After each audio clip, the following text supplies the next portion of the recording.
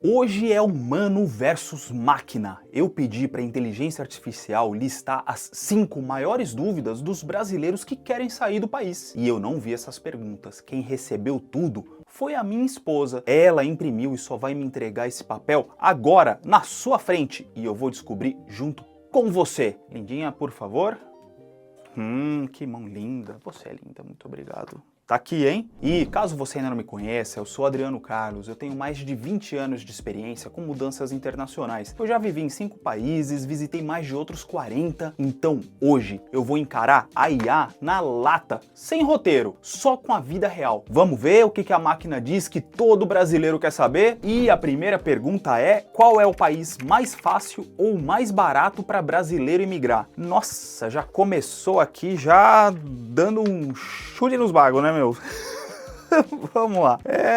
Ok, achei que ia ser um pouquinho mais fácil, mas não vai ser não. Ok, vamos lá. Qual que é o país mais fácil, né, ou mais barato? Com certeza, tá, os países mais fáceis e mais baratos ao mesmo tempo são os países que fazem parte do Mercosul, os países que estão mais ali perto do Brasil. E olha, não menospreza não, tá? Porque, por exemplo, tá, eu já fiz vídeo aqui falando de alguns deles, tal, mas, por exemplo, o Uruguai tem uma qualidade de vida muito boa, assim, não é tão mais barato, né, mas tem uma qualidade de vida muito boa, tanto que tem até muitos milionários que estão se mudando pra lá, né? Eu até fiz um vídeo sobre isso recentemente. O Paraguai também é uma excelente opção, né? Não é pra todo mundo, mas também é uma ótima opção. Você sabia que tem muita gente indo estudar medicina no Paraguai porque é mais barato do que no Brasil? Pois é, tá? Então, assim, eu diria assim, os mais fáceis com certeza são esses, tá? E com certeza mais baratos. Agora, eu complementaria essa pergunta até dizendo assim, ao invés de os mais fáceis, vamos falar quais seriam os melhores países para os brasileiros imigrarem. Eu fiz um vídeo semana passada, as 2 semanas, falando exatamente sobre isso, um ranking, né? E eu já vou te falar aqui, tá bom? Os melhores de todos ali que saíram ali são Austrália, tá? Ficou em número 1, segundo ficou a Alemanha e em terceiro lugar ficou o Canadá. Porém, eu coloquei 14 países naquela lista.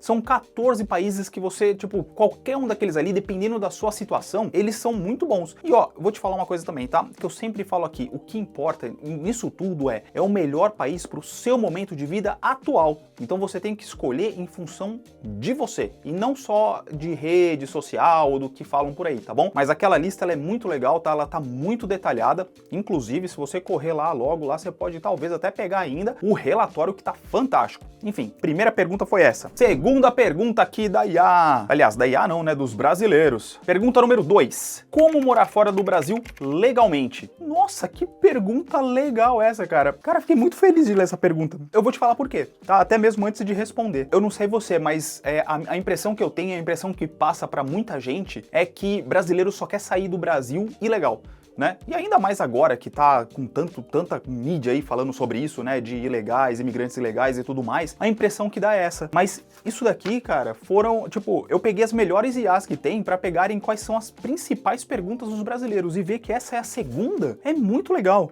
Então, fiquei feliz. Mas vamos lá, como morar fora do Brasil legalmente? Primeiro passo de tudo é você entender, né? Isso, assim, depois que você escolher o país para onde você quer ir, é você entender quais são os documentos que você precisa para você chegar lá da forma correta, né? E a forma correta que eu quero dizer depende de qual que é o seu objetivo. Se você está querendo estudar, você vai procurar um visto de estudante. Se você está indo trabalhar, é um visto de trabalho, é diferente, né? Tem visto de business e tudo mais. Se você está querendo imigrar, você tem que ver, por exemplo, uma residência permanente e tudo mais. Então, assim, você tem que montar uma estratégia, né, para o país que você definiu e você ver qual que é o visto que você precisa para você conseguir chegar lá certinho, né? Bonitão, né? Então, pô, muito legal. Planejamento é tudo para isso daqui. Né? Tem vídeos aqui no canal também falando sobre um passo a passo para você entender toda a parte de visto, que é fantástico. Vamos lá, pergunta número 3. Como conseguir emprego no exterior ainda estando no Brasil?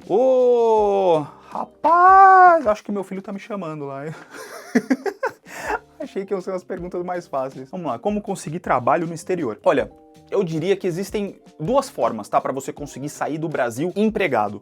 A primeira delas é se você realmente trabalha numa área que tem extrema demanda, sabe? E a segunda é se você trabalha numa empresa, uma multinacional, tá, e que tem um escritório fora. Só que tem 2 coisas importantes nesses 2 aqui, tá? A primeira parte é, se você trabalha numa área que tem demanda, ainda tem uns passos ali. O que eu quero dizer com isso? Por exemplo, eu mandei muitos currículos quando eu tava no Brasil para tentar uma vaga vaga no exterior. Só que pensa só, tá? Pensa você como uma empresa. Chega lá, o cara tá tentando contratar alguém. Ele tem um monte de gente, tá? Vamos supor que fosse no Brasil, tá? Uma empresa no Brasil. O cara tem um monte de currículo ali de brasileiro que mora do lado dele ali, tá na mesa dele. Aí chega um currículo de um indiano, de um árabe, um chinês. O cara vai levar aquilo em consideração? Não vai. Se ele tem um monte de currículo brasileiro, ele simplesmente vai jogar fora aquele ali, né? Não faz sentido para ele fazer todo um trabalho para trazer alguém para lá. Então por que você tem que estar numa área em demanda? Porque é o momento que o cara não tem mais nenhum currículo. Se o cara não tem nenhum currículo de brasileiro, aí sim ele vai olhar esses daqui, entendeu? E como é que isso vai acontecer? É quando você tá num mercado que o cara não consegue achar alguém para suprir aquela vaga. Então se você trabalha numa área em demanda, fica muito mais fácil de você conseguir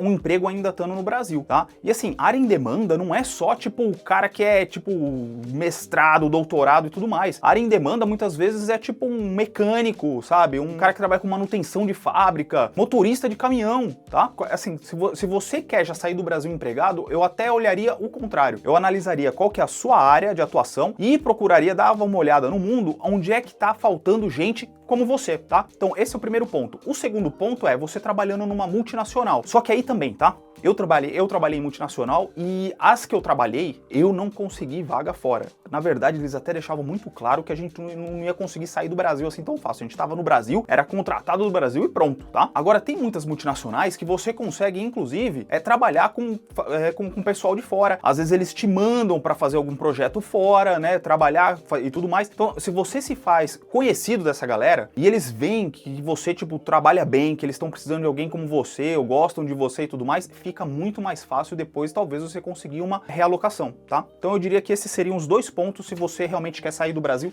já empregado. Pergunta número 4. Meu diploma do Brasil vale no exterior? Como validar? Muito interessante essa pergunta. Aliás, se você tá gostando, deixa uma curtida aí no vídeo. Tá gostando desse formato novo aqui, do improviso e tudo mais? Se estiver gostando, dá um like. Isso me ajuda a saber que eu estou fazendo um conteúdo legal, né, de qualidade. Eu vou trazer ainda muito mais para você. Mas validação de diploma, né? E mais do que isso, né? Não só como validar, mas será que ele vale no exterior? Essa pergunta aqui também, ela é... Caramba, não tem pergunta fácil não, né? Olha só, eu fui o pé na jaca, né? Mas vamos lá, experiência, vamos lá.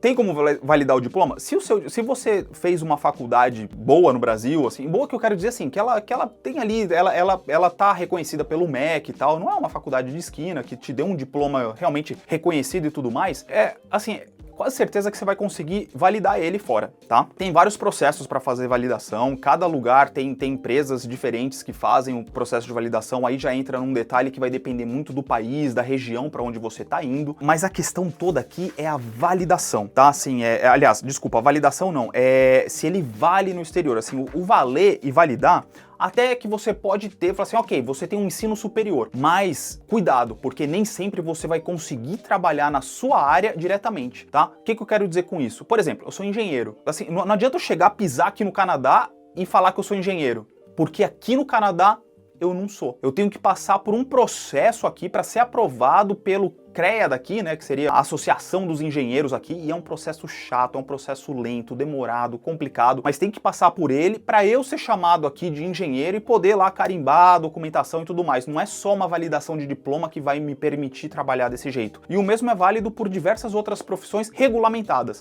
Então o que você tem que procurar é não só ver se o seu diploma vai valer, mas se a sua profissão ela é regulamentada no país para onde você quer ir ou não, né? Médicos, cara, assim, quase 100% de certeza aqui que você, tipo, 99,9%, se você é médico, você vai precisar, é uma profissão regulamentada, você vai precisar passar pelos trâmites. Assim, na área de saúde, a maioria é assim, sabe? Tipo, dentista, né? Enfermeiro, tal, advogados, né? Então, assim, dá uma olhada nisso, tá? Profissão regulamentada, não só a validação do diploma, a validação do diploma é, digamos assim, a parte mais fácil. Ainda é chata, ainda é burocrático, você ainda vai ter que pedir, tipo, documentação pra sua faculdade passar, selada, mandar e tudo mais. É um pezinho nos bagos ali, né?